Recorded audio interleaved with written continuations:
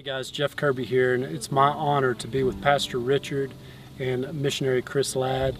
And we are so excited about what God's doing. I want you to hear for just a minute about how these guys caught the vision for this community and what's going on here. Pastor Richard. A year ago, we saw a need in this community. As there's so many kids without mothers, without fathers, and there's a lot of poverty problems in this community, sicknesses, and many kids were starving, and the Lord showed us a need to start feeding in this community. And of course we started out by faith, and we came here, and the kids now are feeding every day. We thank God for that. Absolutely. And so God really showed you a vision of that there's a need here. Yes. You and Chris really worked tightly together to put something together for the children. And let's talk just a minute about what this place needs, which we're going to go into that, and where it's going. Yeah, so just in the last 12, 13 weeks, we've really been able to do some amazing things here. We've been able to put a fence in. We've been able to build a little bit of a building to provide some security. But God has just really blessed us with what's here, but it doesn't stop there. There's so many more things that we need here. We need consistent feeding. We need a good multi-purpose building that can be used as a cafeteria or can be used as a place for kids to have a Bible club and kids clubs and power camps and things like that at it. So come on in the site and see it. Take a look around with us, and you'll really see the things that you can do to help out. Just want to spend the next few moments just talking to you about some of the needs at this site. This has been his baby for the last 12 weeks and really have created something out of nothing. And God has provided in amazing ways. But we know that there's so much more to do here, and so we want to talk to you about that. And it's going to start with food.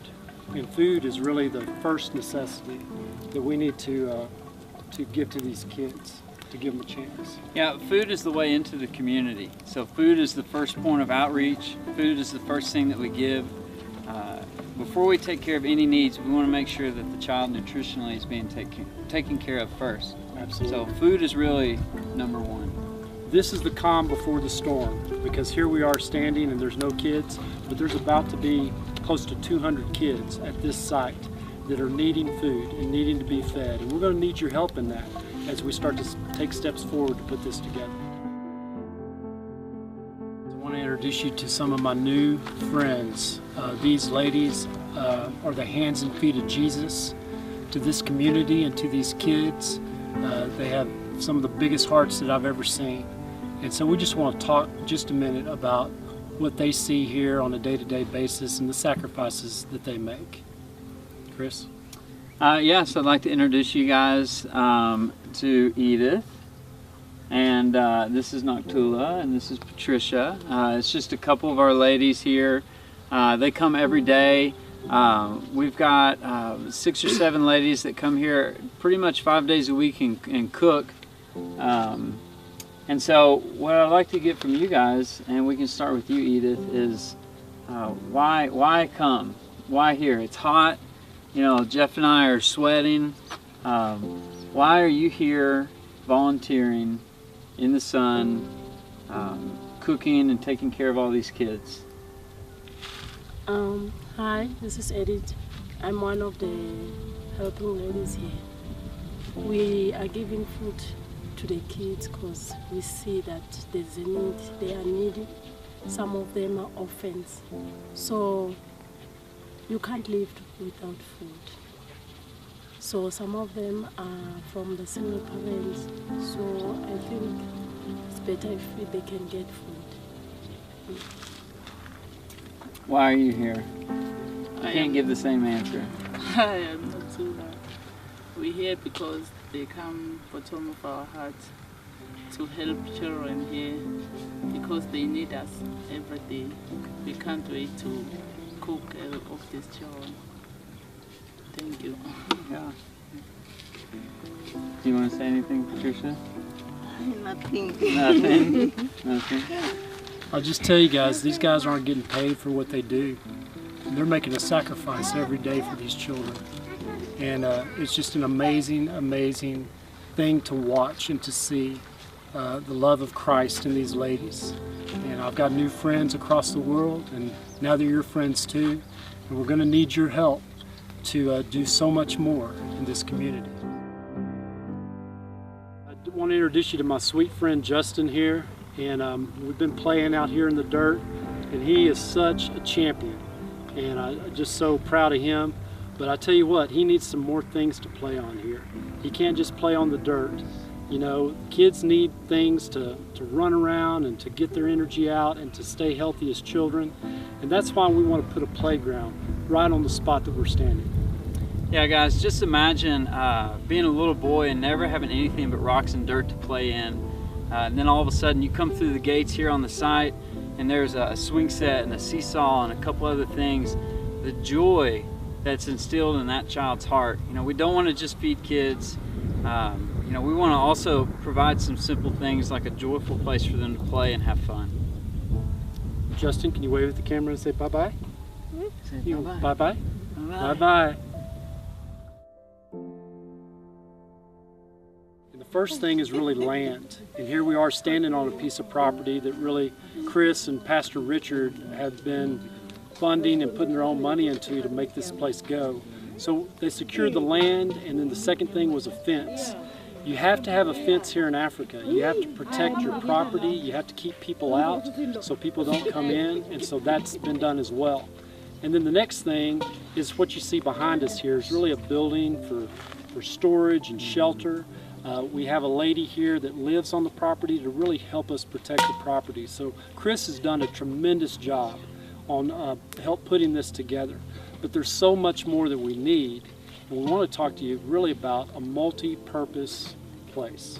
The next step after we take care of some of the essentials, like you see behind us, would be to have a multi-purpose building. Think something like an open-air pavilion. It could take the place of a church when we're ready to have a church. It can be a cafeteria so that the children, they're not eating in the dirt.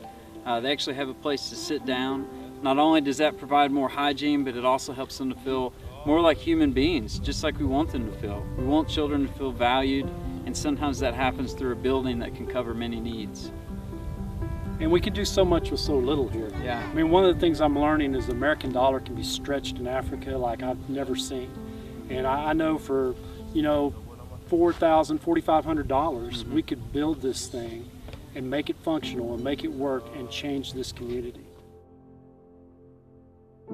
I'm amazed that my feet are standing on the very land that my son Adam prayed for all of his life. And I feel like I'm stepping into his dream, because he would never let us forget about the kids, the orphans that went hungry, that had no mom and dad, that had no chance. He never let us forget. He never let God forget, and God put that on his heart. And I have the opportunity now to stand on the very land that Adam prayed for. And he has dug spiritual wells here with a prayer. And I feel like I'm walking in his dream. And you know, James 1:27 says that pure religion in the sight of God is this, is to help and care for the orphans and the widows in the time of need and affliction, and to be unspotted by this world. That was my son's anthem. That's how he walked. He walked with the purity of the Lord on him. And because of that pure heart, his heartbeat was the heartbeat of the heart of God. And the heart of God is for people like this, the hopeless that need hope, you know, people that need food, people that need love, people that need discipleship. That's where I'm standing. And I feel like Adam has handed me the baton and said, Dad, now it's you and Mom's time. It's time for you guys to run the race with endurance, to run this race and to do something great and to change somebody's life. And so I'm honored that Adam is watching in the cloud of witnesses, and he's saying, go, Dad. He's the biggest cheerleader we have in heaven right now as he hands us that baton. And we have the amazing opportunity to join with Children's Cup. You know, Children's Cup has been here for 20 years doing this, building a community. You know, not just feeding kids, but doing way more than that. First, yes, it starts with food, but they're feeding them the Word of God. They're allowing the man and woman of God to rise up out of a desolate situation. And we have an opportunity to join with them and touch many, many lives. How much more can we do together We can do so much more than we can ever do apart. So we encourage you, join with us. Let's do something great. Let's change some people's lives.